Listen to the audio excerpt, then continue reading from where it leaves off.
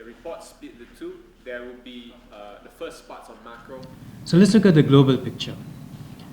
Now, the current global picture, the current global economic cycle rather, is quite unprecedented due to a rather unholy trinity.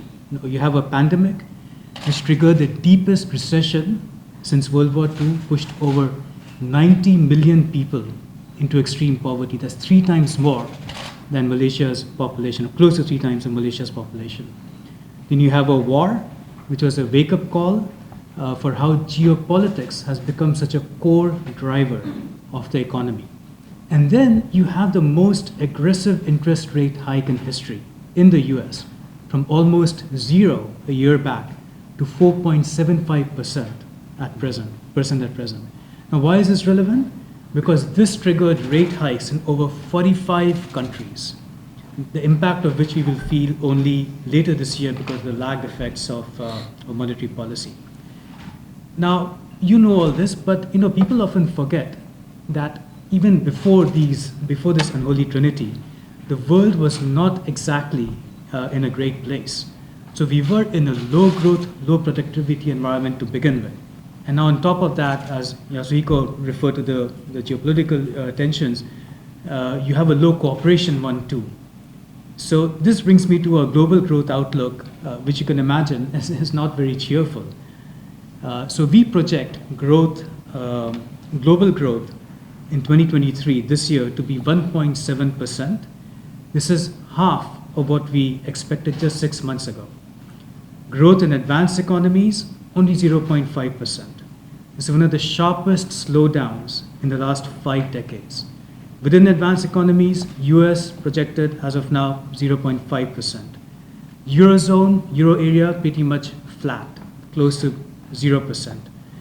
And the EMDE, the yellow bar you see, the World Bank is not very good in coming up with acronyms. So EMDE stands for Emerging Markets in Developing Economies. And excluding China, growth is only 2.7%.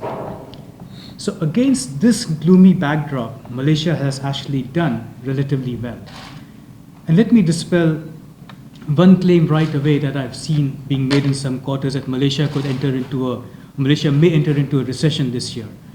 Our view is that is highly unlikely because we project growth in Malaysia this year to be around 4%.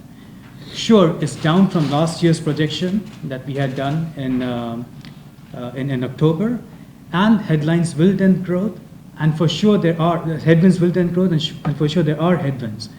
So for example, in new World Bank analysis in this report, we find that a 1 percentage point decline in GDP growth in the G7 economies could lower Malaysia's growth by the same 1 percentage point.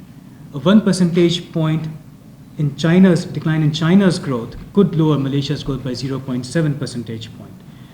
Now, China remains the main wild card for Malaysia and for much of the global economy this year, but there are other domestic downside risks such as high debt levels that Yasuhiko referred to.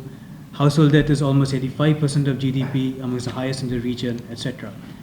But my bigger point is, barring black swan events, a 4% growth rate for this year, that too coming off a high base of almost 8% last year, is not recessionary. So the main point I wanted to make was that we don't expect Malaysia to go into recession.